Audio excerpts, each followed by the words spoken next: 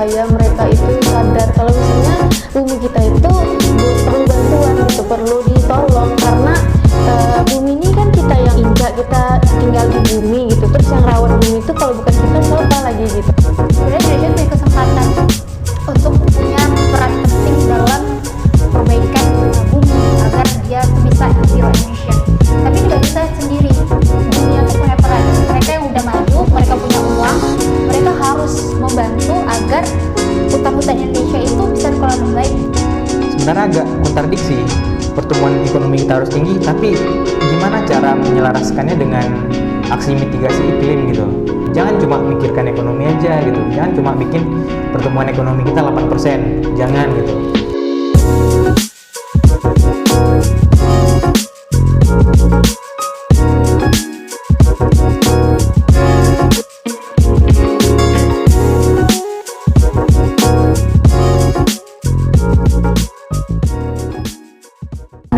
Menarik ya, sangat panjang tapi sangat menarik sekali tahu pembahasan Kak dari soal tadi tentang memilah sampah. Tadi kalau kita bahas soal memilah sampah, ya jujur kan dari kita SMA, dari kita SMP, SD pun juga ada gerakan memilah sampah. Tapi memilah sampah itu kan nggak pernah konsisten kan. Kalau di negara luar kan emang memilah sampah pun sampai di TPA pun juga ada tempat pilihan sampah. Tapi kalau kita kayaknya ke TPA pun semua akhirnya sampah itu kan lagi campur aduk sekali gitu kan, udah terlanjur menggunung gitu kan. Dan apa yang Kak ajarin pun juga apa yang Kak sampaikan soal krisis iklim ya, mungkin kalau Devna yang masih awam soal iklim mungkin bisa membayangkan bahwa krisis iklim itu emang semenyeramkan itu karena emang segala aspek gitu kan. Sebenarnya apa yang kita lakukan kayak soal kebakaran hutan, soal sampah banyak banget dan semacamnya, kita kadang juga mikir ini kan tanggung jawab kita, bukan kita ngelakuin, kita udah ngelakuin sebisa kita mungkin, tapi gimana pun kita tetap harus dimulai dari diri kita kan. Satu orang aja mulai bisa ditiru sama orang lain aja itu bisa benar memberikan dampak gitu kan. Dan tadi Kak Lady juga sempat membahas soal emisi, dan ini kan sejalan sama salah satu tujuannya apa namanya Indonesia Emas 2045, yaitu adalah zero emission kan. Zero emission. Nah, kalau menurut pandangan nih Bang Sule, optimis nggak di 2045 ini? 2045 ini apakah zero emission ini bisa dilaksanakan nggak ya gitu? Mungkin aku sedikit highlight soal sampah ya. Boleh. Tadi kan kita bahas sampah tuh kan banyak tuh, ibaratnya di TPA tuh tiba-tiba udah numpuk nih. Sebenarnya itu menurut aku ya, itu sebenarnya dari pemerintahnya, apalagi Kota Pekanbaru gitu ya. Seharusnya tiap TPS itu udah ada TPS 3R gitu istilahnya. Di situ udah ada pemilahan. Tapi hal itu nggak dilakukan di Kota Pekanbaru gitu. Itu padahal masalah dasar loh, yang seharusnya kota besar semacam Pekanbaru ini harus menyelesaikan itu. Dan juga udah tahu sampah di titik-titik yang seharusnya itu nggak TPS tapi ada tumpukan gitu ya, kayak di jalan mana tuh ya, pokoknya di jalan-jalan kecil tuh biasanya ada tuh. Artinya TPS kita kurang gitu, TPS sementara kita nih kurang, seharusnya diperbanyak oleh pemerintah lah, tapi jangan hanya sekedar TPS aja, tapi TPS 3R. Di TPS itu juga kita pilah gitu loh, yang mana yang bisa didaur ulang, yang mana yang memang itu sifatnya udah nggak bisa diapa-apain nih. Ya udah kita buang ke TPA gitu ya. Di TPA tuh apalagi di tadi Kak Lady udah nyampaikan gitu ya, di jalan Jalan Fajar gitu ya. Ya memang kayak gitulah kondisi TPA kita. Dan juga masalahnya di Pekanbaru ini sama di Pekanbaru ini, karena kita sifatnya itu swakelola, artinya sampah-sampah, pengangkutan sampah, pembuangan sampah ke TPA itu tuh melalui pihak ketiga gitu loh, melalui pihak ketiga yang melalui vendor gitu. Jadi melalui perusahaan, makanya suka-suka hati perusahaan lah. Ya udah kadang telat buang sampahnya gitu ya. Sebenarnya pembuangan sampah di tiap TPS tuh jam 6 loh gitu, jam 6 pagi gitu ya. Seharusnya udah dibuang ke TPA Fajar gitu kan. Tapi kadang-kadang itu selalu telat. Kadang orang beraktivitas petugas kebersihan baru ngangkut sampah, itu sebenarnya udah salah, nggak sesuai kesepakatan gitu lah. Itu sebenarnya menjadi permasalahan sampah di Kota Pekanbaru. Yang jelas TPS atau tempat pembuangan sementaranya kurang, dan juga di TPS nggak ada pemilahan. Seharusnya di situ udah mulai pemilahan biar di TPA tuh nggak kesulitan gitu dalam memilah sampah. Makanya jangan sampai Pekanbaru ini jadi lumbung gas metana gitu loh. Itu pernah terjadi tuh di Jawa Barat, makanya ada istilah Hari Lingkungan Hidup gitu, tapi lupa harinya. Tentang sampah juga, Hari Peduli Sampah Nasional. HPSN. Nah, PSN itu salah satu penyebabnya karena tumpukan sampah tadi yang memang menjadi bom waktu gitu ya, memang meledak yang memang membuat masyarakat di sekitar TPA itu ada menjadi korban gitu. Menjadi korban jiwa. Ya, itu paling itu masalah sampah di Pekanbaru ya. Di luar kesadaran masyarakat, tapi pemerintah punya andil di situ dan harus diimplementasikan seharusnya gitu ya. Oke, balik tadi pembahasan ke mana tadi, net zero emission gitu ya. Ini sebenarnya nggak lompat jauh gitu, umpan lambung sebenarnya pembahasan kita. Mungkin aku sedikit balik gitu ya. Kenapa Indonesia ikut berkontribusi gitu ya dalam penanganan perubahan iklim? Karena Indonesia salah satu negara yang ikut forum yang kita sebut sebagai COP tadi, yang kita sedikit bunyi-bunyikan lah gitu ya. Forum Conference of Parties gitu ya, yang mana itu pertemuan seluruh pihak negara-negara yang memang pengen menjaga iklim gitu loh. Dan kesepakatan untuk menahan laju perubahan iklim itu terjadi pada COP 15 itu tepatnya di Paris. Makanya ada istilah Paris Agreement gitu lah, kesepakatan Paris, yang dimana seluruh negara yang ada di forum tersebut bersepakat untuk menahan laju perubahan iklim 1,5 derajat sampai 2 derajat. Kalau bisa 1,5 derajat tuh. Makanya sebenarnya ini agak berat bahasanya, program-programnya. Makanya Indonesia udah menurunkan tuh apa yang udah disepakati seluruh negara di dalam forum COP tadi, disusunlah oleh Indonesia dalam Undang-Undang Nomor 16 tahun 2016 tentang kontribusi untuk penanganan laju perubahan iklim. Nah, sebenarnya banyak nih program yang udah dibikin atau diterbitkan oleh Indonesia, terlebih fokusnya pada sektor kehutanan gitu ya, dan penggunaan lahan yang kita sebut sebagai forest and other land use gitu ya, yang targetnya itu mampu menahan laju perubahan iklim pada 2030. Nah, targetnya itu net sink. Net sink ini artinya berapa emisi yang dikeluarkan itu setara dengan yang dihasilkan gitu loh. Artinya kita tuh nol posisinya gitu. Nah, itu salah satu target Indonesia sampai 2030. Makanya kita mungkin isu volume mungkin sedikit jarang didengar gitu ya. Padahal ini harus kita laksanakan karena Indonesia salah satu negara yang harus berkontribusi untuk penanganan laju perubahan iklim gitu. Dan juga mungkin aku bahas sedikit tentang ini.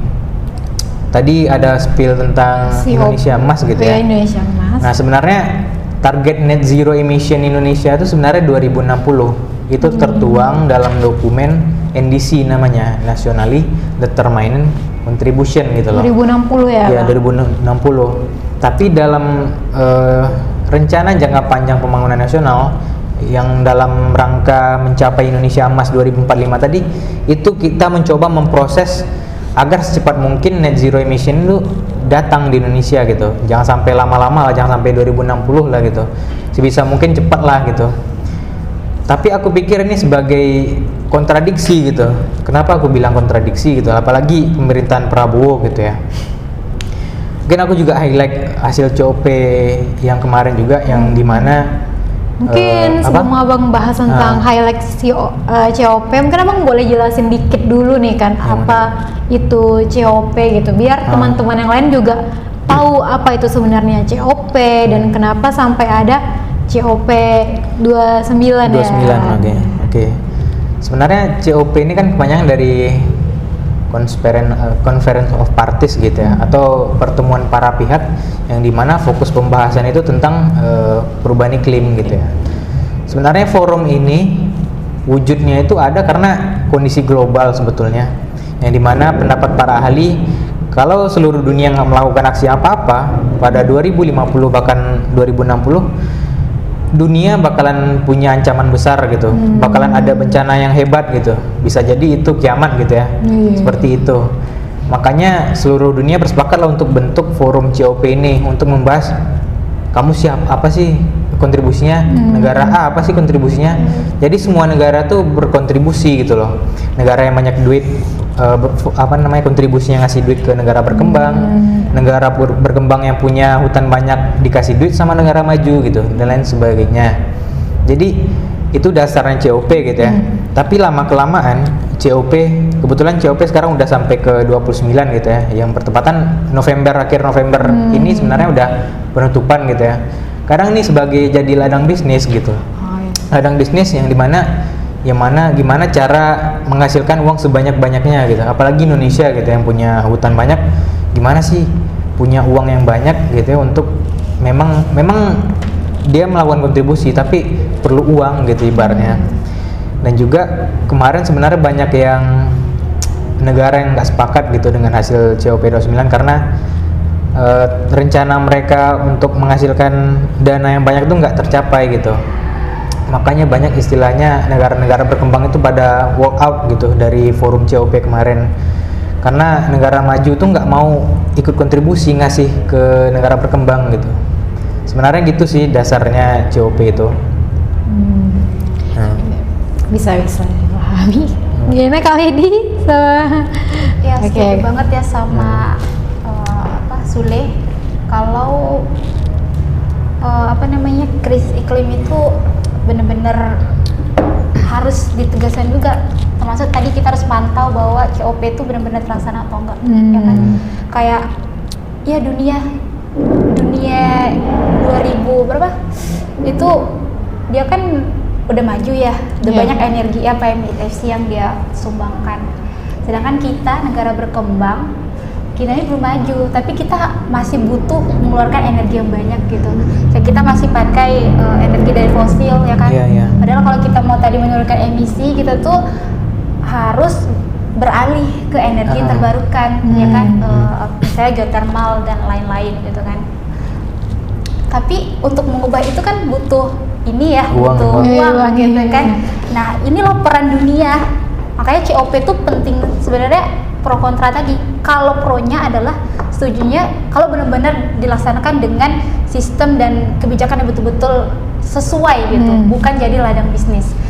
Unik sih Indonesia sendiri, kita punya bisa dibilang kesempatan ya, kita negara yang tropis, jadi hutan pohon itu kan dia penyerapan emisi terbaik lah ya, termasuk kalau Elon Musk tuh bilang siapa yang bisa ngasih alat atau apa yang untuk bisa menyedot emisi, nanti dia bisa bayar segala macam. Baru ada yang mention di Twitter tuh bilangnya kayak ini nih di hutan kami banyak hutan bisa gini segala macam gitu kan. Jadi sebenarnya Indonesia tuh punya kesempatan untuk punya peran penting dalam perbaikan bumi gitu ya, agar dia tuh bisa zero emission. Tapi ini nggak bisa sendiri, dunia tuh punya peran. Mereka yang udah maju, mereka punya uang, mereka harus mau membantu agar hutan-hutan Indonesia itu bisa dikelola dengan baik, dan itu bisa tercapai juga kita harus melibatkan masyarakat lokal. Dia kan nggak ngerti itu COP itu apa, dia nggak ngerti krisis iklim, dia cuma tahu paradigma lama bahwa dia harus menyediakan makanan sesuap nasi gitu, nasinya di piring ya kan. Nah, jadi kalau kita atau kita harapannya lulusan ekonomi itu pakai green economy, jadi semua bisnis atau apapun itu kayak ada tuh istilahnya kayak pasar karbon. Jadi pohon-pohon itu dijual kan, kita pernah dengar ya, kayak di Kalimantan tuh kan dibuka jadi ibu kota sekarang kan ya. Itu kan bisa juga nanti menjual oksigen dan segala macam gitu. Nah, boleh jadi ide bisnis ke sana, tapi tetap mengutamakan green economy tadi. Jadi nggak semena-mena nih dunia, atau nggak semena-mena nih antara yang negara-negara maju dan negara-negara berkembang nih nggak tumpang tindih. Makanya tadi penting sekali ada perjanjian COP 29 tadi itu. Mungkin itu sih. Jadi sama-sama punya tanggung jawab bersama, karena kita nih sama-sama satu planet gitu kan, ya nggak hanya oh Indonesia kan banyak hutan ya udah ini tapi kebakaran hutan nanti marah-marah tuh negara sana kayak Amerika dia udah ini, tapi dia banyak kan, atau banyak influencer juga, atau kayak apa Kylie Jenner yang dia tuh influence gitu kan, harusnya mencontohkan yang baik, tapi dengan egonya ya lifestyle-nya dia lebih seneng kayak aku punya uang, aku jalan-jalan pakai private jet, padahal emisi yang dikeluarkannya kayak luar biasa kan. Nah sedangkan semuanya itu harus memang kita lihat bersama, kita tinjau, kita pantau, dan balik lagi juga karena kita ini anak muda, kalau kita nunggu-nunggu itu aja, nunggu-nunggu melihat aja gitu, tapi kita nggak ambil peran yang bisa kita lakukan dari sekarang, yang mudah aja dulu, yang mudah aja yang kita lakukan, yang kita lihat kayaknya apa yang kita lakukan sehari-hari itu apakah nggak ada berdampak? Itu berdampak. Kalau kita nunggu perusahaan beralih ke semua produk ramah lingkungan, atau yang tadinya mobil-mobil yang pakai bahan bakar solar dan bensin segala macam, terus kita berharap dia jadi mobil listrik, semua itu kan butuh waktu dan butuh modal kan. Jadi apa yang kita bisa lakukan ya? Kita mulai dari green lifestyle kita sehari-hari. Kayak aku sekarang belajar untuk ini udah 6 bulan lebih, aku nggak beli deodoran sendiri, aku berdeodoran sendiri, aku belajar buat sabun sendiri, gimana kita tahu kita kurangnya apa, kita bisa lakukan apa, dan kita bisa belajar dari mana. Kayak tadi Sulen juga meng-highlight bahwa pemerintah itu TPS-nya diperbanyak dengan segala macam, tapi balik lagi kita juga harus lihat pasti ada pertimbangan dan itu memang rumit banget.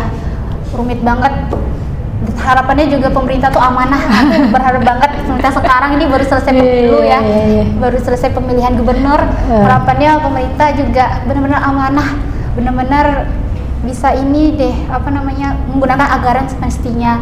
Terus masyarakat juga apa yang kita bisa lakukan tadi dari rumah tuh penting banget loh teman-teman.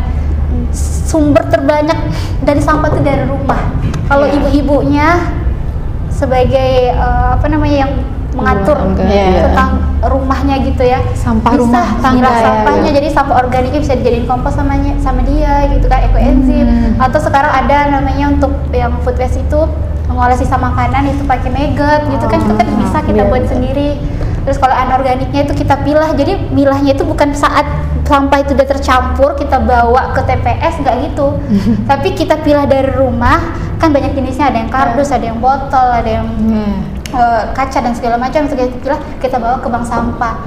Nah, terus kita mau juga biar jangan salah menilai, karena kita takut banget salah menilai, kita nggak menganalisis, kita nggak melihat, nggak menelusuri dulu, lalu kita udah punya keputusan bahwa ini udah salah nih dan segala macam. Tapi kita lihat lagi, kita analisis lagi, dari akunya sendiri tuh aku udah bener nggak ya gitu, dari akunya sendiri tuh aku udah buat kontribusi nggak ya gitu, aku udah berusaha untuk mengurangi nggak ya gitu. Jadi kitanya dulu, karena kalau dibilang bank sampah tuh udah banyak kayak di sekolah-sekolah. Sekarang juga kalau pemerintah di edukasi, di pendidikan itu udah ada kegiatan P5 ya, jadi ada kegiatan masukin tema lingkungan, jadi ada dari anak kecil, dari TK, SD, SMP, SMA, kuliah itu udah ada. Kita aja bahkan kuliah ada namanya pendidikan lingkungan kan, bukan hanya anak biologi aja yang bahas tentang lingkungan atau teknik lingkungan, tapi jurusan-jurusan lain, ekonomi juga ada ya kan, ada mengambil mata kuliah wajib, atau kalau umum atau wajib ya itu mata kuliah wajib, mata kuliah umum ya itu dijadikan mata kuliah juga biar orang itu konsen terbuka tentang isu-isu lingkungan.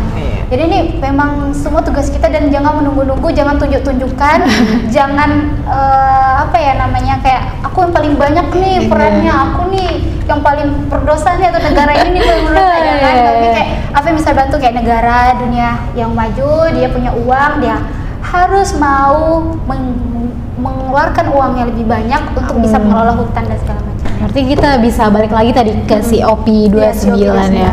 Jadi setelah kita diikuti kan tentang apa itu COP, tentang ternyata COP itu emang adalah suatu forum konferensi yang mana emang fokusnya tentang perubahan iklim kan di dunia ini gitu kan. Karena gimana pun tadi yang telah Kakak bilang tadi kan, krisis iklim ya sama dengan kayak bencana dunia itu mempengaruhi segala aspek yang ada gitu. Lalu bagaimana dengan hasil akhir si OP29 itu juga, Bang? Oke, sebenarnya mungkin aku nyampaikan komitmen Iya. Indonesia aja ya. Iya, mungkin boleh. Kebetulan Indonesia itu diwakili oleh adindanya Bapak Prabowo gitu ya. Waduh. Iya, adindanya Bapak Prabowo. Bapak Hasyim yang kebetulan ditunjuk sebagai ketua delegasi tim Indonesia gitu ya. Nah, di situ dalam pidato pembukaan ada istilahnya namanya Pavilion Indonesia. Jadi disitulah tempat warga-warga Indonesia gitu ya. Nah, di dalam pembukaan Pavilion Indonesia itu Bapak Hasyim ini menyampaikan beberapa poin gitu. Ini sebenarnya sebagai arah kemana Indonesia akan dilakukan terkait iklim nih sebenarnya. Sebenarnya ada beberapa. Yang pertama terkait dengan pembangunan energi listrik gitu ya. Nah, ini yang disampaikan Lady tadi. Bapak Prabowo melalui Bapak Hasyim gitu ya menyampaikan bahwa pemerintah akan membangun 100 gigawatt energi listrik gitu ya, yang dimana 75%-nya itu atau 75 gigawatt itu berupa energi terbarukan. Ya seperti energi angin, energi matahari, terus ada energi air gitu ya.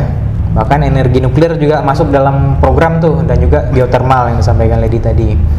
Jadi itu satu. Yang kedua terkait dengan, kalau bahasa sederhananya reboisasi gitu ya. Reboisasi sebanyak 12,7 juta hektar lahan. Jadi pada fokusnya pada lahan-lahan yang kondisinya udah kritis gitu. Jadi itulah yang akan dilakukan oleh pemerintah Bapak Prabowo gitu. Yang ketiga terkait dengan carbon storage and capture atau penangkapan dan penyerapan karbon. Dan juga yang keempat yang juga penting dan juga yang selalu digaung-gaungkan oleh Bapak Prabowo yaitu terkait dengan ketahanan pangan gitu ya, yang dimana Bapak Prabowo akan fokus terhadap swasembada pangan karena dia ngerasa Indonesia ini punya problem terhadap pangan gitu, apalagi juga di highlight sama Pak Hasyim karena kondisi COVID, terus karena kondisi perang dunia gitu ya. Jadi inilah yang semestinya dilakukan oleh pemerintah. Tapi aku nilai di sini sebenarnya kontradiksi gitu. Kontradiksi apa yang diinginkan Indonesia di dalam forum COP melalui kontribusinya dan lain sebagainya terhadap pertumbuhan ekonomi gitu loh. Ini kontradiksi, mungkin agak berat gitu ya.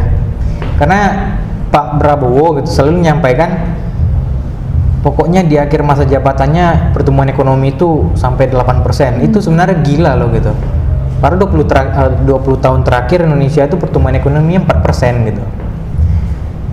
Sebenarnya agak kontradiksi, pertumbuhan ekonomi kita harus tinggi, tapi gimana cara menyelaraskannya dengan aksi mitigasi iklim gitu. Apalagi fokus Pak Prabowo menyampaikan akan membuka lahan untuk food estate, untuk ketahanan pangan dan lain sebagainya. Itu yang menjadi membuat keraguan kita nih, apalagi di kalangan NGO gitu ya. Sebenarnya Indonesia ini benar-benar berkomitmen nggak sih terhadap perubahan iklim gitu ya. Targetnya pertumbuhan ekonominya tinggi gitu loh, tapi programnya misalkan membabat hutan untuk membuka lahan food estate gitu. Itu sebenarnya itu agak kontradiksinya program yang disampaikan oleh Pak Hasyim di COP itu gitu. Dan ketakutan kita sebagai aktivis lingkungan yang ngerasa kita harus wanti-wanti juga gitu. Nah juga peran kita sebagai anak muda gitu ya, jumlah kita banyak dan juga Indonesia dihadiahkan oleh bonus demografi ini, doronglah pemerintah kita gitu ya, doronglah pemerintah kita supaya membuat kebijakan tuh yang memang fokus ketiga aja lah gitu. Aku mikirnya 3 aja, sosial, ekologi, dan sosial, ekologi dan ekonomi gitu ya. Jangan dibiarkan berjalan satu-satu, jangan cuma mikirkan ekonomi aja gitu, jangan cuma bikin pertumbuhan ekonomi kita 8%, jangan gitu. Coba walaupun kita pengen ekonomi kita bagus, cobalah lingkungan kita jadi baik juga. Terus masyarakat lokal yang tinggal di sekitar hutan-hutan kita nih punya penghasilan dan sejahtera itu. Makanya ini yang menjadi dorongan kita terus gitu ya. Apalagi konsen paradigma itu gimana mentransformasi kebijakan supaya itu tuh punya keadilan ekologis dan keadilan sosial gitu, fokusnya dalam aspek masyarakat yang di sekitar hutan dan juga di lingkungannya gitu, agar ekonomi kita tetap berjalan gitu. Cobalah ubah paradigma yang sebelum-sebelumnya dilakukan gitu ya, yang dimana kita kenal sebagai paradigma eksploitatif gitu ya, yang dimana fokusnya itu ya udah mengeruk sumber daya alam aja semuanya gitu, batu bara dihabiskan, hutan-hutan kita dibabat gitu lah. Cobalah ubah paradigmanya gitu ya, bagaimana paradigma itu yang memikirkan 3 sektor tadi gitu ya, fokus pada paradigma keberlanjutan. Paling itu sih Dep. Jadi agak kontradiksi nih apa yang ditargetkan Prabowo 8%, tapi gimana menyelaraskan dengan ketahanan iklim kita gitu. Malahan kalau kita pengen bisa-bisa aja pertumbuhan ekonomi kita tinggi, tapi ya pasti ada yang dikorbankan dari itu. Paling itu. Ya paling itu sih. Ini kan sebagai aku nilai ini kan kontradiksi nih gitu ya. Apa yang diinginkan di akhir kepemimpinan Bapak Prabowo yang selaku Presiden Indonesia gitu ya, aku nilai itu sebagai kontradiksi gitu. Gimana cara kita mencapai net zero emission tadi itu jadi tanda tanya gitu, bakalan terwujud atau enggak gitu. Makanya kita sebagai anak-anak muda inilah sebagai pendorong yang jumlah kita nih ramai gitu ya, pendorong agar pemerintah itu berada di koridor yang baik gitu, berada di koridor yang memang memperhatikan 3 aspek yang aku sampaikan tadi. Sosialnya baik, dalam artian masyarakat semua terlibat nih, sejahtera, baik itu masyarakat di perkotaan, di pedesaan, bahkan masyarakat adat pun ikut terlibat gitu. Dan juga dari segi lingkungan atau ekologisnya baik, walaupun kita nargetkan pertumbuhan ekonomi yang tinggi, tapi kita tetap membuat lingkungan itu jadi lebih baik, hutan kita nggak dibabat, terus nggak ada terjadi kebakaran hutan dan lahan gitu. Keinginan kita itu sehingga ekonomi kita tetap bertumbuh, tapi nggak menghilangkan salah satu aspek ekologis dan sosial tadi gitu. Nah ini yang aku rasa penting bagi kita sebagai generasi muda gitulah. Kita lah yang seharusnya bisa kontrol pemerintah gitu. Kita lah yang bisa menjadi agen perubahan bagi Indonesia gitu loh. Dan juga kalau diibaratkan, kalau aku mikirnya kayak kita main catur lah gitu. Kalau generasi muda sama generasi tua tadi ya, ibaratnya yang raja-raja ini generasi tuanya gitu, yang dimana mereka ini udah sulit melangkah gitu ya, karena udah kebanyakan melangkah jadi sulit melangkah. Nah kita inilah sebagai pion-pionnya yang memang bisa bergerak leluasa gitu. Nah sebenarnya gitu yang bisa, yang walaupun gerak leluasa tapi kita punya akal yang fresh, kreatif, inovatif gitu, dan juga solutif. Gimana kita juga mikirkan bagaimana Indonesia ke depan gitu. Paling itu sih Dep. Jadi memang agen perubahan itu agen perubahan atau berhasil? Jadi memang peran anak muda tuh memang sangat penting ya. Mungkin Bang Sule ingat nggak sih quotes-nya Soekarno yang bilang beri aku 1000 apa? 10 pemuda. Aku akan goncang dunia. Beri aku 10 pemuda ya. 10 pemuda maka akan aku goncangkan dunia. Itu kan memang berarti peran anak muda itu berarti sangat penting ya gitu kan. Contoh mengawasi jalannya pemerintah gitu kan. Misalkan jika pemerintah tidak apa dengan kebijakannya ya kita mengingatkan kembali gitu kan. Tapi bukan hanya kita hanya sekedar mengingatkan, tapi kita tidak menjalankan peran-peran kita gitu. Contoh tadi kayak hal-hal kecil buang sampah, hal-hal kecil menghemat energi, karena kadang anak muda nih cuman bisa mengingatkan pemerintah tapi lupa akan perannya sendiri gitu kan masing-masing. Dan juga tadi ada hal yang bisa kita kutip juga ya soal tentang kayak sosial, ekologi dan juga ekonomi gitu kan. Berarti kan 3 hal itu harus jalannya sinergi, bukan dipisah-pisahkan juga gitu. Dan juga terasa sih ya kontradiksinya Pak Presiden Prabowo yang mengatakan ketahanan pangan tapi food estate kita gimana ya Pak gitu. Jadi menarik nih kita bahas si OP29 tentang konferensi di dunia gitu yang membahas memang soal iklim. Tadi kita udah bahasnya dari Bang Sule yang emang menjelaskan secara rinci tentang si OP29 dan juga membahas bagaimana pandangan dari Kak Lady soal si OP29 dan juga bagaimana lingkungan sehari-hari kita juga. Nah, dari Syifa ini yang Grand Ambassador-nya apa? Movement. GM. Ya, MYM, GM. GYM ya. GM ya. Gimana dari GM sendiri perannya terhadap si OP29 ini juga? Mungkin boleh Syifa ceritakan. Oke, kalau untuk Green Youth Movement sendiri, semalam itu ada kontribusi untuk si OP29. Kebetulan itu ada perwakilan dan si OP28 itu juga ada perwakilan dari GM, dan itu Jaslyn sama Arkan ya, di angkatan 1.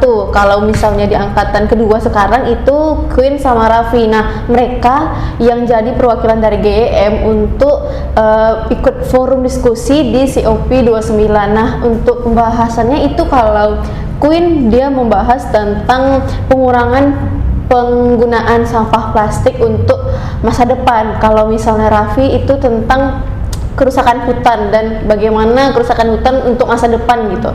Nah, jadi di sini bisa kita ketahui kalau bahwa kayak kami sebagai generasi muda itu tuh udah bisa ikut forum diskusi loh di apa namanya di luar gitu kan. Jadi padahal padahal kayak masih muda terus sudah bisa ikut forum diskusi di luar dengan orang-orang hebat di luar sana gitu kan. Terus juga untuk peran kami di sini kita bisa mulai dari hal-hal kecil dulu loh gitu. Kayak misalnya membuang sampah terlebih dahulu, membuang sampah di tempatnya gitu. Terus kayak kita bisa mengurangi penggunaan listrik. Terus kayak misalnya Syifa dulu sebelum gabung ke GM gitu kan, kayak misalnya berkendaraan tuh aja kayak misalnya jaraknya mungkin dari sini dekat gitu, pakai Honda gitu, pakai motor. Tapi sekarang semenjak kayak sadar, kayak udah tahu kan kayak gimana keadaan bumi kita sekarang, jadi mengurangi penggunaan Honda gitu, lebih milih jalan kaki. Terus kayak listrik gitu kan, lebih apa ya, kayak penggunaan listrik itu dikurangi gitu. Terus juga untuk penggunaan HP gitu kan juga dikurangi, karena itu juga berdampak kan untuk bumi kita gitu. Terus itu sih peran kami di COP29. Kami udah bisa berkontribusi di COP29 sebagai generasi muda gitu. Mungkin boleh kita kasih tepuk tangan gitu, karena keren banget ya yang masih SMA tapi udah benar bisa speech di kancah dunia gitu, membahas soal iklim, karena emang jarang banget gitu anak-anak muda yang benar aware akan lingkungan gitu kan.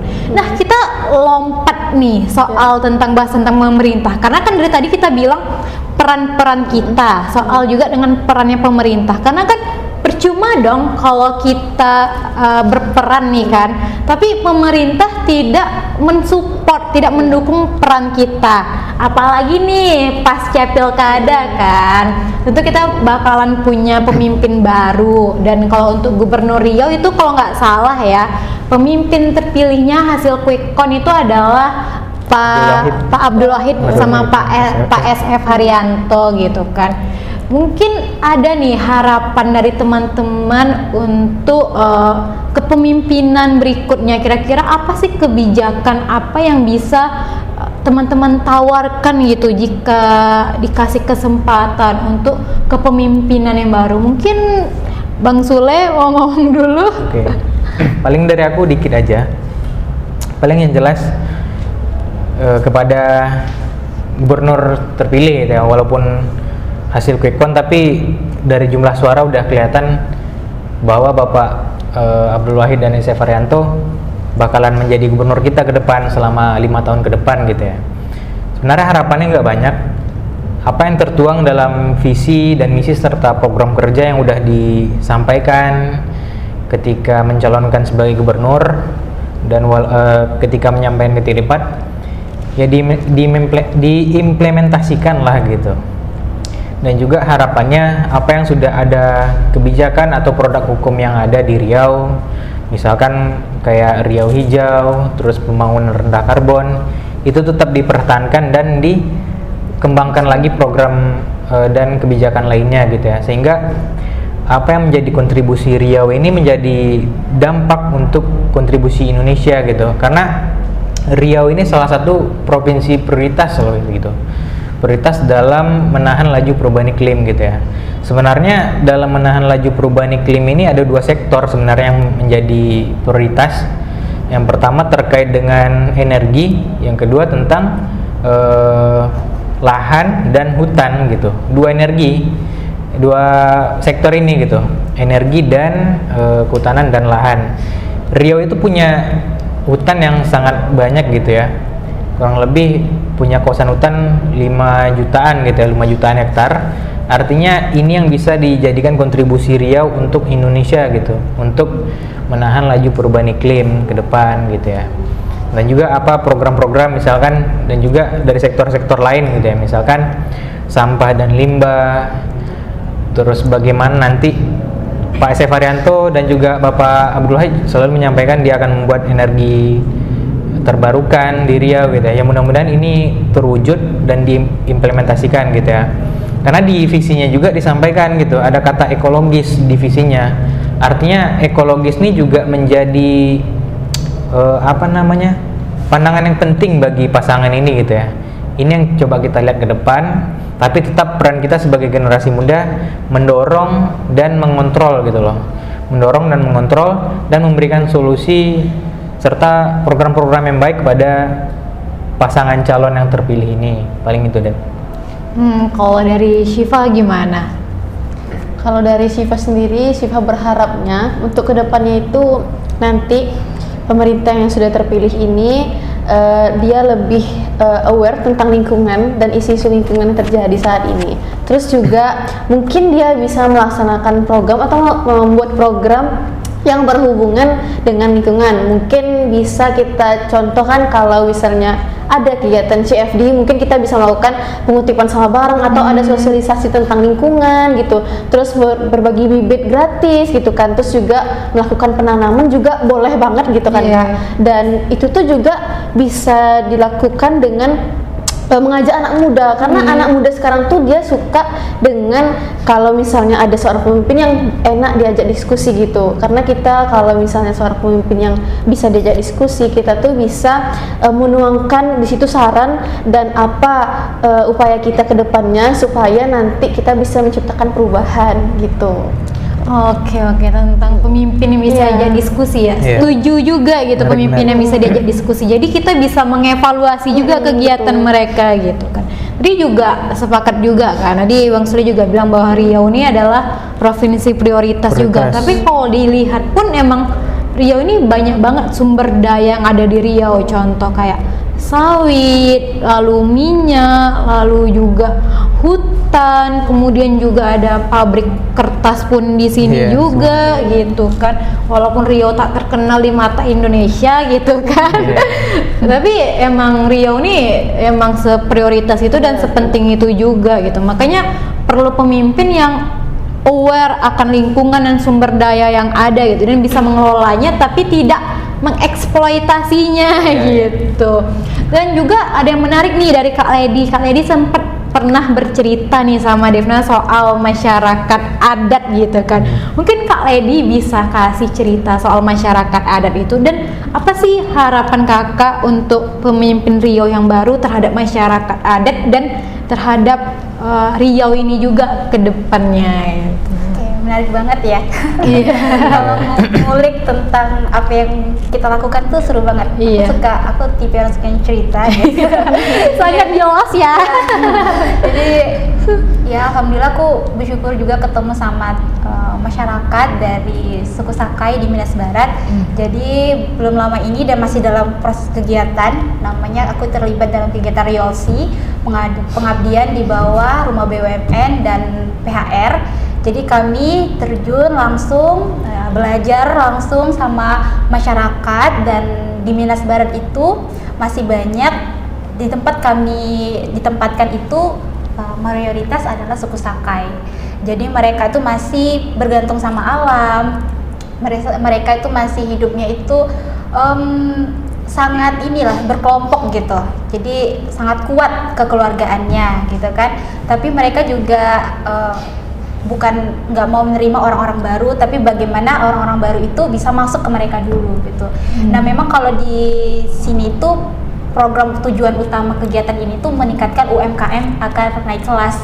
Tapi kita tahu ya, pendapatan negara itu salah satu penyumbangnya dari UMKM. Makanya kami fokus juga gimana UMKM yang kami pilih ini bisa juga konsen terhadap lingkungan. Nah, dan yang paling menarik, pelajaran berharga yang aku dapatkan, aku ngelihat bahwa oh ternyata bener ya, orang itu bukan nggak mau aware sama lingkungan, tapi dia nggak paham, dia tuh nggak ngerti, nggak pernah orang di sana tuh membicarakan buang sampah pada tempatnya. Mereka hanya tahu mereka memindahkan sampah mereka itu ke tempat yang nggak mereka lihat, jadi kayak buang ke jurang segala macam gitu kan. Dan kalau kita yang udah ngerti, kita sedih gitu kan, menyedihkan. Kita mikir kayak oh ini akan jadi longsor, ini akan jadi apalagi di Minas tuh kan tempat minyak ya kan, panas gitu, kalau misalnya ada pemicunya bakal kebakaran dan segala macam, jadi dampak lingkungannya akan besar gitu. Tapi mereka setelah aku diskusi, bincang-bincang, tanya-tanya, mereka nggak tahu itu apa kompos, mereka nggak tahu, anak-anak kecilnya aja nggak tahu gitu. Jadi waktu itu kami kan ngambil salah satu produknya itu mangalo sakai, jadi makanan khas tradisi yang sudah sangat lama dan sampai sekarang masih mereka ini makan juga gitu kan, jadi produk yang mereka tetap ada gitu. Mangalo dari ubi, dan ubi itu kan nggak semuanya yang dimanfaatkan, ada kulitnya. Nah kulitnya inilah yang kami tertarik untuk ngasih edukasi lingkungannya lewat kulit. Jadi kami buatkan satu sustain tempat pembuatan kompos gitu. Nah kami ambil tempatnya itu yang sangat sustain, di mana di situ ada peternak, ada yang punya perkebunan dan ternak gitu. Kemarin stakeholdernya alhamdulillah sama kepala desanya langsung. Jadi bapak tuh ada peternakan dan ada perkebunan kecil-kecilannya lah gitu kan. Kami ambil kotoran hewannya, terus kami campur dengan kulit ubi tadi, kami buatkan tempatnya gitu. Jadi mereka ini menarik banget anak-anaknya. Kak ini mau buat apa? Katanya kayak gitu kan. Ya nanti kita buat ini, kita olah jadi pupuk. Tahu nggak pupuk itu apa? Ini tuh bisa untuk tanaman biar subur. Pokoknya kita gunain bahasa yang mereka tuh tertarik. Jadi anak-anaknya itu ikut loh teman-teman. Jadi kita tuh kayaknya kalau ngajakin tentang lingkungan itu jangan ngelarang mereka untuk bertanya, ngelarang mereka tuh nggak boleh buang sampah kan. Yang kamu lakukan tuh salah gitu, tuh kayak kita tuh marah gitu. Nah karena aku belajar sendiri, karena mungkin background pendidikan, cara mengajar yang paling baik itu dengan kasih sayang, dengan kita mau mendengarkan. Jadi orang tuh nggak terpaksa untuk melakukan itu, tapi mereka jadinya mau, oh ternyata seru ya, seru ya, beneran loh. Anak-anak di sana tuh ikut mencacah kulit ubinya, bantuin. Aku tuh anak SD, bantuin ngambil kotoran ternaknya, dia sendiri tanpa diminta, dia sendiri kayak sini kak aku bantuin katanya. Itu kan kayak wow, itu luar biasa loh. Nggak semua, kalau anak di kota mungkin jijik gitu ya, kayak merasa kotor dengan kotor itu. Tapi anak-anak di desa tuh malah deket banget sama alam. Mereka udah biasa lah main ke hutan, biasa dengan segala macam itu. Jadi terbuka lagi pandanganku bahwa oh ternyata, mungkin aku lihat teman-temanku yang masih meninggalkan sampahnya, itu memang ini sih kecerdasan emosionalnya yang belum terbentuk, atau atmosfer lingkungannya yang masih banyak. Jadi dia merasa ya udahlah nggak apa-apa. Tapi ayo teman-teman, karena kita mahasiswa, kita udah diberikan kesempatan untuk belajar, kita udah punya ilmu pengetahuan, kita bentuklah karakter kita sebagaimana. Dan sebaik-baik manusia itu kan ada yang manusia yang mau terus memperbaiki diri lebih baik dari hari kemarin, bukan dari Devina atau dari Shiva atau dari Sule, tapi dari diri kita kemarin. Kita yang kemarin belum terbiasa bawa tumbler, belum biasa bawa tas belanjaan dan lain-lain, teman-temannya itu yang lebih ramah lingkungan, kita mulai gitu dari diri kita. Kita lihat orang-orang di desa itu aja, dia tuh udah hidup dengan alamnya, dengan sangat sederhana, makanan yang sangat sederhana. Mereka nggak ada tuh terlalu pengen banget makan chicken, makan apa itu enggak. Tapi mereka makan apa yang ada. Tapi kita yang datang ke sana membawa kadang kan buka perusahaan gitu kan, perusahaannya ambil hasil hutannya dan segala macam, tapi wajar sih makanya masyarakat di sana agak sedikit kecewa, agak marah dengan perusahaan-perusahaan itu karena merasa rumahnya dirusak gitu kan. Jadi kita yang udah punya pengetahuan, kita yang punya tanggung jawab, punya tugas untuk menginformasikan tentang iklim dengan cara yang bisa mereka mengerti gitu kan. Nah ini lagi balik lagi ini harapannya banget pemerintah yang terpilih ya, Bapak yang terpilih Abdul Wahid dan S. Haryanto itu bisa amanah gitu ya Pak, karena Bapak kan pemimpin. Saya ketika ikut webinar saya dapat kali satu coach dari itu, ketika kita melakukan kebaikan kita tuh jangan berharap tepuk tangan dari manusia atau dari orang-orang yang kita bantu, tapi kita fokusnya adalah mendapatkan tepuk tangan dari Yang Maha Kuasa. Jadi kita tuh nggak akan kecewa kalau misalnya nanti ada orang, kita nih udah ngomong, kita udah ngasih tahu tapi orang nggak mau ikut gitu kan. Sama kayak pemerintah, kalau pemerintah benar-benar setulus hatinya untuk benar-benar amanah ingin membangun negeri.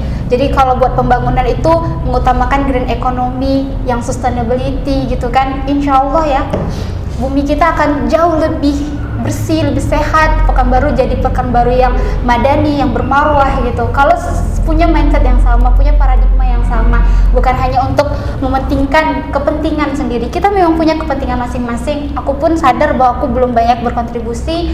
Aku yang punya keterbatasan waktu, aku yang punya keterbatasan karena kegiatan-kegiatan yang aku belum 100% bisa ke lingkungan. Tapi balik lagi, ini ke teman-teman pun apa yang bisa kita lakukan gitu kan. Ayo kita sama-sama lakukan dengan sebisa kita. Aku yakin teman-teman itu mau sebenarnya, cuman masih takut. Tapi kalau kita tadinya membayangkan dan sudah merasakan ya, apalagi di Pekanbaru kita udah ngerasain banget tuh. Kalau teman-teman di desa mungkin nggak ngerasa lah karena masih banyak hutan, masih banyak ini.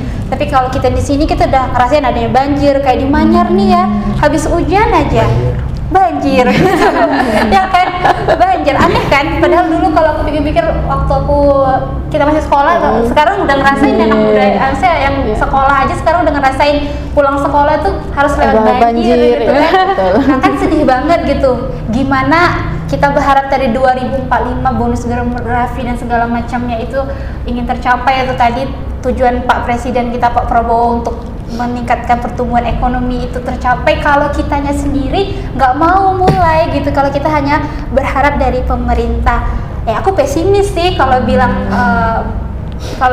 itu akan tercapai dengan banyaknya yang tadi ya kontradiksi yang disampaikan oleh teman kita Sule tadi. Jadi ya mau nggak mau ya ayo kitanya mulai green lifestyle dari rumah, dari kebiasaan kita, habit kita.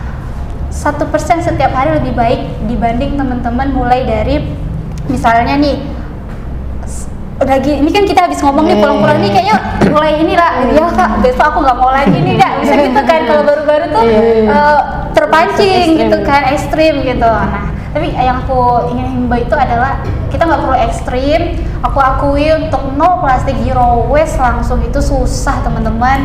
Kita bilang untuk bilang orang jangan buang sampah sembarang itu masya Allah susah banget. Gak usah orang, usah teman kita sendiri atau keluarga terdekat kita itu susah banget. Udah ada tulisan dari zaman dulu ya, jangan buang sampah sembarangan. Banyak banget pelang-pelangnya kayak di tempat-tempat pemberhentian ya. Yang buang sampah di sini adalah anjing juga. Ada kata-kata itu, tapi memang itu susah banget.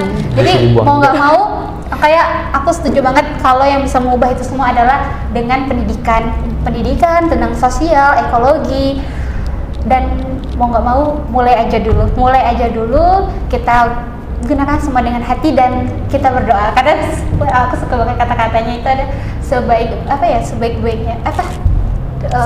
sebaik-baiknya tupai melompat. Dan apa namanya ya, kayak salah satu cara kita untuk mendoain orang yang kita cintai, atau kita ini cinta nih sama bumi kita, cinta nih sama makhluk-makhluk yang ada kita temui itu ya, manusia-manusia yang kita sayangi ya, dengan mendoakan. Jadi kita doakan pemimpin kita agar terus amanah, agar diberi kesehatan, agar diberi kemudahan untuk menjadi pemimpin yang amanah gitu. gitu. Mungkin itu deh Vina Pancak ya.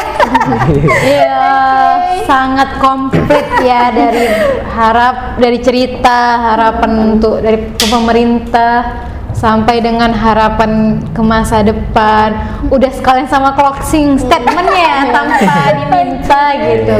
Mungkin boleh deh kita yang terakhir lah ya kan. Harapan dan peran lah yang ingin Bang Sule sampaikan lah ke anak-anak muda. Anak muda gitu ya. Iya. Iya. Paling ini sih sebenarnya aku sepakat sama yang disampaikan ke Lady tadi. Ya mulai dari diri sendiri dulu gitu. Itu yang paling penting sebenarnya. Yang menjadi kelemahan kita sekarang kan pada nggak sadar nih gitu. Pada nggak sadar posisi, pada nggak sadar peran gitu. Makanya menyadarkan diri ini aja susah gitu loh gitu. Jadi memang aku rasa mulai dari diri sendiri itu menjadi sangat penting gitulah. Tapi cara menyadarkan itulah yang memang tugas-tugas kita gitulah. Tugas-tugas kita yang memang kita ini udah sadar nih gitu bahwa lingkungan ini penting untuk dijaga gitulah. Tugas-tugas kita untuk menyadarkan teman-teman kita yang memang misalkan dalam kondisinya memang belum sadar akan aware-nya terhadap lingkungan gitu. Dan juga aku menarik yang disampaikan ke Lede tadi yang dimana suku Sakai tadi ya kak ya, yang mana suku Sakai yang memang lahan-lahannya itu tergerus gitu ya oleh perusahaan. Nah ini juga menjadi catatan Pak Presiden nih gitu, atau terlebih kepada Bapak Menhub gitu ya, janganlah cuma kasih perusahaan untuk izinnya gitu, kasih-kasihlah pemerintah masyarakat kecil gitu, apalagi masyarakat hukum adat ini penting untuk menjaga keberlanjutan lingkungan gitu ya. Mereka yang tahu kondisi lingkungan, mereka yang berada di sekitarnya gitu loh, makanya kasihlah legalitas hak untuk tinggal gitu ya. Terlebih masyarakat adat di Riau gitu ya, suku Sakai, suku Bonai, suku Akit, terus suku Talang Mamak gitu ya, yang dimana ya memang belum banyak akses atau legalitas mereka gitu ya, untuk mengurusi itu. Apalagi mereka nggak banyak tahu soal itu gitu loh, gimana mau ngurus izinnya gitu. Jadi ini menjadi catatan kita gitu. Ya terus yang harapan tadi ya Dep ya, Iya. harapan dan keinginan ke depan. Aku pikir ya mulai dari kita dulu gitu ya. Misalkan kalau kita rasa diri kita ini udah aware terhadap lingkungan, ya kita sebarkan lah gitu. Kita lah sebagai media untuk menyebarkan, luaskan bahwa lingkungan kita ini penting untuk dijaga gitu. Dan juga misalkan kalau kita udah sadar, langkahlah lebih mengambil tanggung jawab lebih besar gitu loh. Apalagi ya mungkin paling ujungnya kita mempengaruhi kebijakan gitu ya. Setelah kita mempengaruhi teman, kita mempengaruhi kebijakan juga. Karena ujung-ujungnya pasti di kebijakan ujung-ujungnya gitu. Mau nggak mau gitu ya. Mau nggak mau kebijakan ujungnya gitu. Makanya ini menjadi penting gitu. Dan juga ini peran diri sendiri atau gimana nih? Harapan ke depan gitu ya. Boleh peran untuk anak muda dengan diri sendiri juga. Peran anak muda sama Diri sendiri juga gitu ya. boleh, bebas.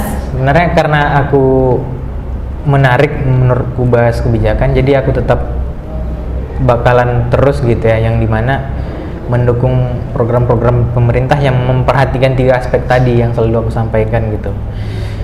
Masyarakat lokal sejahtera gitu, ekonomi baik, terus lingkungan juga baik gitu loh. Ini aja skop yang aku batasi gitu loh.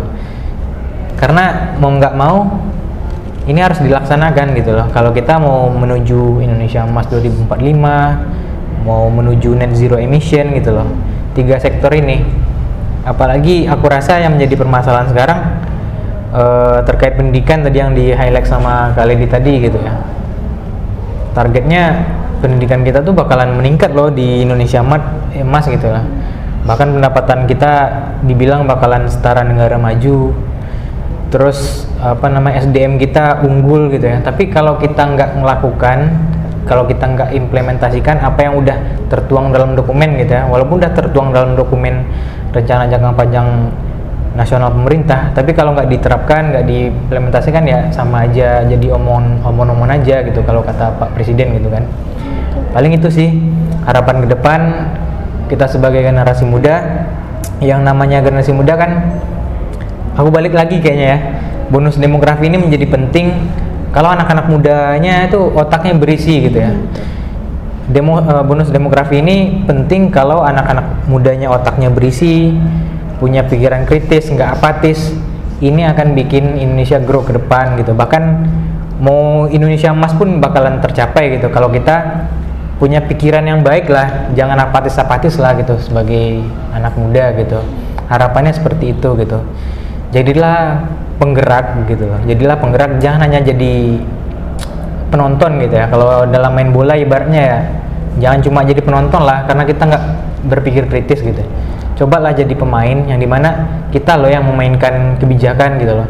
Kita lah yang mendorong kebijakan, kita lah yang menyadarkan masyarakat tentang peduli lingkungan dan lain sebagainya gitu. Paling itu sih, Dep. Oke, makasih Bang Sule. Sama-sama. Mungkin terakhir ya dari Syifa lah untuk menyampaikan arah harapan dan peran untuk anak-anak muda. Mungkin boleh juga untuk teman-teman Syifa juga yang masih bersekolah juga gitu, gimana sih bisa akhirnya aware sama lingkungan juga. Dan kalau dari aku sendiri, harapan dan perannya itu, harapannya untuk kedepannya aku sebagai anak muda yang ada wawasan di lingkungan itu tuh nanti bisa mempengaruhi lingkungan sekitarku supaya mereka itu tahu tentang apa yang terjadi di bumi kita saat ini. Terus juga aku pengen menyadarkan teman-temanku sih terlebih dahulu supaya mereka itu sadar kalau misalnya bumi kita itu perlu bantuan gitu, perlu ditolong karena bumi ini kan kita yang injak, kita tinggal di bumi gitu. Terus yang rawat bumi itu kalau bukan kita siapa lagi gitu, karena kalau misalnya bukan kita, misalnya bumi ini untuk 5 tahun ke depan itu mungkin masih baik-baik aja, cuman karena dengan pola hidup kita yang seperti ini yang tidak memperhatikan bumi, mungkin untuk generasi selanjutnya itu tuh bisa merusak bumi ini, tidak merasakan gimana nikmatnya bumi yang sehat, bumi yang harmoni, bumi yang katanya kita bisa merasakan udara yang segar lah gitu kan. Terus juga para anak muda, semoga nanti aku banyak menemukan lingkungan atau bisa mempengaruhi orang-orang banyak dan teman-temanku supaya mereka itu bisa berpikir lebih untuk kedepannya, bisa berpikir kalau misalnya kita itu sebagai generasi muda harus harus aware tentang isu lingkungan walaupun kita ini masih muda gitu, karena ini nih investasi jangka panjang untuk masa depan gitu. Dan aku berharap juga semoga pemerintah ada support juga sih, karena kalau misalnya kami sendiri itu tuh nggak bisa gitu, jadi butuh support dari para kakak-kakak atau abang-abang dan juga para pemerintah tentunya gitu. Oke, terima kasih ya Syifa, dan juga terima kasih kepada 3 narasumber kita yang emang begitu luar biasa dan hebat lah ya. Makasih Syifa, terima kasih Kak Lady, dan terima kasih Bang Sule. Jadi kalau kita ingin menanamkan peran ya berarti emang dari diri sendiri kita emang kadang berpikir oh ini bukan tanggung jawab kita, bukan urusan kita gitu, tapi apa yang terjadi bukan urusan kita bisa jadi ada dampak suatu saat nanti, karena seperti kata Syifa tadi, lingkungan ini adalah investasi jangka panjang gitu kan. Jadi seperti kata Bang Sule juga ya pewaris gitu kan, dan suatu saat kita bisa jadi warisi hal-hal baik dan akhirnya hal baik bisa tercipta kan. Dan dari tadi juga kata Kak Lady ya, ini sebenarnya tanggung jawab kita, dan kita tuh juga jangan ngerasa kalau kita nih seorang yang bilang udah aware sama lingkungan, kita pun juga kadang juga kurang konsisten. Tapi kita namanya juga kita manusia, kita ya saling menyadarkan lah. Semoga kedepannya bumi ini semakin tidak baik-baik semoga bumi ini semakin baik. Dan krisis lingkungan yang terjadi saat ini semoga bisa berkurang. Dan semoga pemerintah yang saat ini bisa jadi lebih amanah, seperti katanya Riau amanah begitu kan.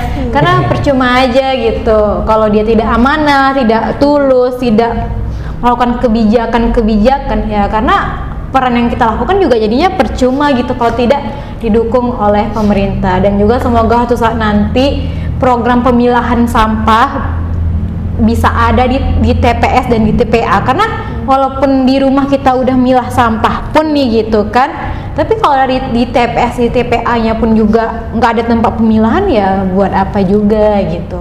Mungkin itu aja sih yang bisa Devna sampaikan. Terima kasih yang udah menonton. Semoga kami bisa hadir lagi di siniar paradigma berikutnya. Terima kasih dan sampai jumpa di siniar berikutnya. Bye bye.